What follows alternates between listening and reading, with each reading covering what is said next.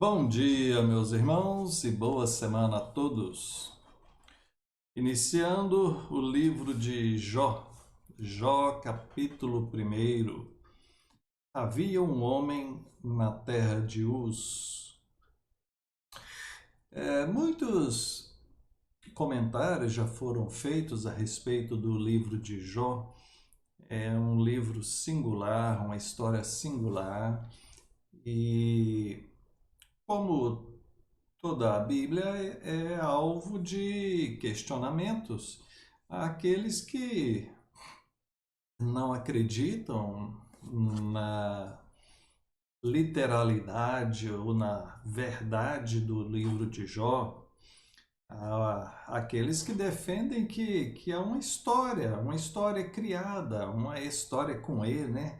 Um caos, uma fábula inventada pelos israelitas, os judeus, né? Para falar a respeito da história de um homem de fé, né? Mas eu não concordo com isso. Eu creio que toda a Bíblia é a verdade. Creio que estamos falando de um personagem verdadeiro, de uma história verdadeira, né? Se fosse para ser uma história, tipo uma parábola, né? Jesus contou parábolas, né? Histórias, e usava elas como meio para ilustrar algo que ele queria ensinar. Mas, ainda assim, eu creio que o livro de Jó é uma história real e não uma parábola ou uma fábula. Assim como também quem questiona o livro de Jó, questiona o de Jonas, questiona o Gênesis, né? O homem ter sido criado do pó da terra e a mulher tirado da sua costela, questiona o nascimento de Cristo, questiona tudo, né? Quem não acredita, não acredita na Bíblia e pronto. Então, eu creio que toda a Bíblia é a palavra de Deus. Então, parto desse princípio que estamos falando de um caso real, como assim realmente deve ser. Havia um homem na terra de Uz, cujo nome era Jó, homem íntegro e reto, temente a Deus e que se desviava do mal.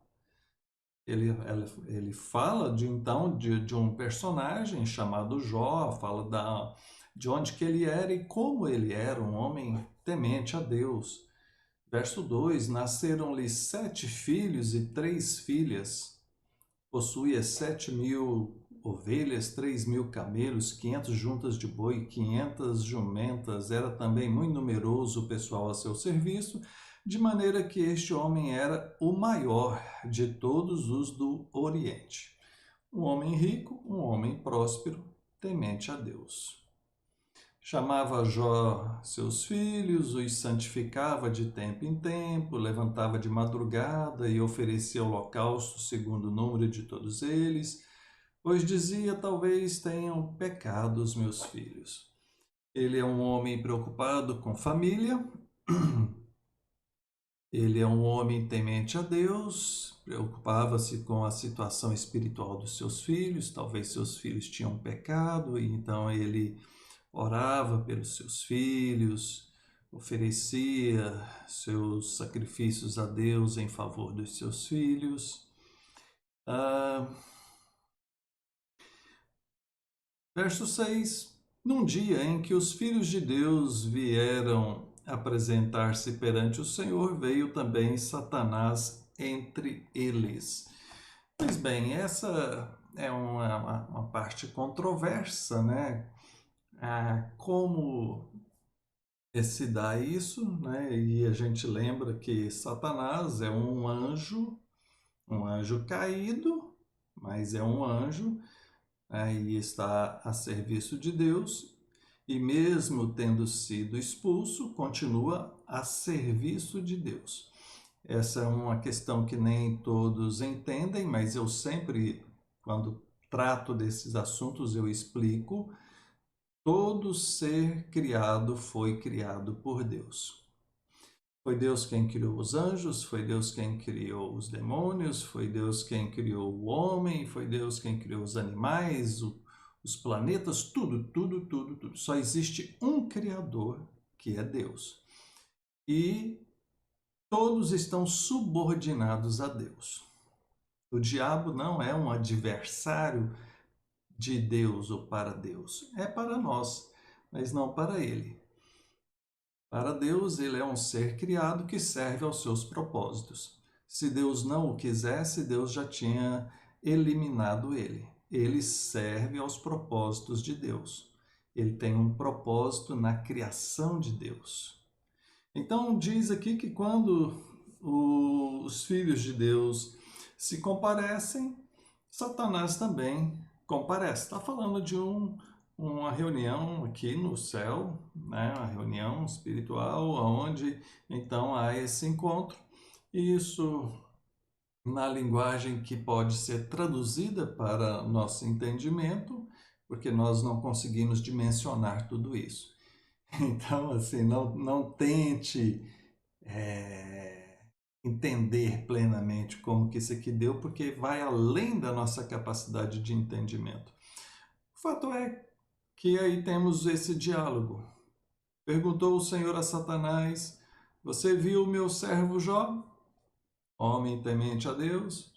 Satanás responde: porventura Jó debalde teme a Deus? Acaso não o cercaste com sebe a ele, a sua casa, tudo quanto tem, a obra da sua mão abençoaste, seus bens multiplicaram na terra. Estende, porém, a mão e toca-lhe em tudo quanto tem, e verás se não blasfema contra ti na tua face. O que Satanás fala é o seguinte: olha, Jó teme o Senhor porque o Senhor protege ele e dá tudo que ele quer. Ele tem tudo o que precisa, nada de ruim acontece com ele, por isso que ele teme o Senhor. Mas se ele sofrer, se ele perder essas coisas, ele vai te amaldiçoar. E, na verdade, gente, boa parte das pessoas realmente fazem isso. Quando sofrem, ou quando perdem o que têm, ou quando são pessoas que não conseguiram coisas na vida, a pessoa fica sempre resmungando, blasfemando contra Deus, contra tudo, né? Verso 12, disse o Senhor a Satanás. Verso 11, né? Estende, porém, a mão e toca-lhe em tudo quanto tem e verás... Não, isso o verso 12 é que Deus responde, né? Eis que tudo quanto ele tem está em teu poder, somente contra ele não estendas a mão, né? Ou seja, deu poder sobre os bens. Sucedeu, então, que Jó estava lá, veio um mensageiro a Jó e lhe disse: os bois lavravam, as jumentas passeam juntas a eles, de repente deram sobre ele os sabeus e os levaram e mataram os seus servos. Olha só, perdeu todos os bois e jumentas. Verso 16, falava este ainda quando veio outro, fogo do céu caiu, queimou as ovelhas e os servos e os consumiu. Falava este ainda, chegou um terceiro, e diz: dividiram-se os caldeus em 3 bandos, deram sobre os camelos, os levaram e mataram os servos. 18, também este falava ainda quando veio outro e disse: estando teus filhos e tuas filhas comendo, bebendo vinho em casa do irmão primogênito, eis que se levantou grande vento do lado do deserto, e deu nos 4 cantos da casa, a qual caiu sobre eles e morreram. Perdeu todos os animais, quase todos os servos e os seus filhos. Verso 20. Então Jó se levantou, rasgou o seu manto, rapou a cabeça, lançou-se em terra e adorou e disse: nu saí do ventre de minha mãe e nu voltarei. O Senhor deu, o Senhor tomou. Bendito seja o nome do Senhor. Em tudo isto, Jó não pecou, nem atribuiu a Deus falta alguma. Pois bem, tem tantas coisas para falar aqui e eu não tenho muito tempo. Deixa-me resumir. Deus concedeu poder a Satanás para tocar nos bens de Jó, seus animais, escravos e filhos.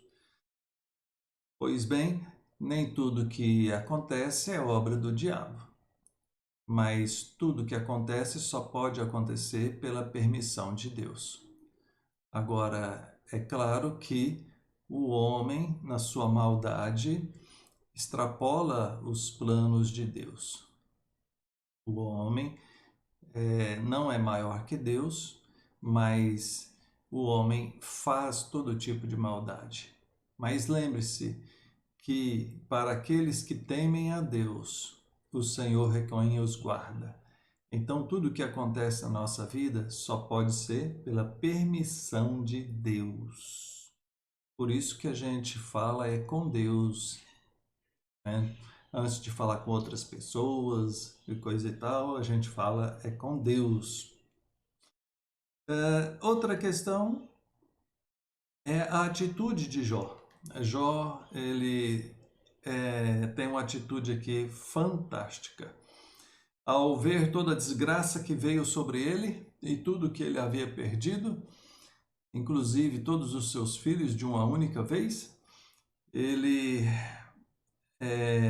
se levantou, rasgou o seu manto, rapou a cabeça, lançou-se em terra e adorou. É uma atitude de humildade, de humilhação. Rapou a cabeça, rasgou a roupa, lança-se em chão e adora a Deus. E ele fala, olha, eu saí nu lá da barriga da minha mãe, do ventre da minha mãe, e voltarei nu. Não tenho nada nesse mundo, eu vim para cá sem nada e vou embora, não vou levar nada desse mundo. E aí ele louva o Senhor deu, o Senhor tomou, bendito seja o nome do Senhor. Bendito seja o nome do Senhor, porque é Ele quem dá, é Ele quem tira, tudo pertence a Ele, nós não temos nada. Essa é a grande lição, essa é a grande dificuldade, porque a gente começa a se apegar em coisas, em pessoas, em situações, e quando a gente perde aquilo, a gente fica igual uma criancinha que perdeu o pirulito, chorando, dando birra, porque a gente não quer perder, ninguém quer perder. Nós temos muita dificuldade com isso, em perder as coisas, aquilo que foge ao nosso controle.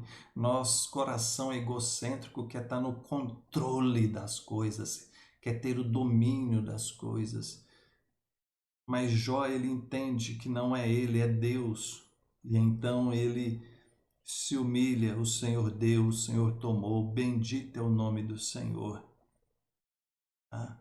E aí diz que Jó não pecou contra Deus. Sabe por quê? Porque quando nós não aceitamos a vontade dele, nós estamos pecando contra ele. Entenda isso. Quando acontece algo e você não aceita, você fica revoltado com aquilo, você pode estar pecando contra Deus, porque era algo dentro do plano da vontade de Deus e você não aceita aquilo, você se revolta contra Deus. Isso é um pecado contra Deus. Muito profundo, não? Deus tenha misericórdia de nós. Oremos. Pai, bendito seja o Senhor. Nós, ó Deus, pedimos muita graça e misericórdia do Senhor sobre nós para conseguirmos fazer como Jó fez. Tem misericórdia de nós. Em nome de Jesus. Amém. Deus te abençoe e até mais.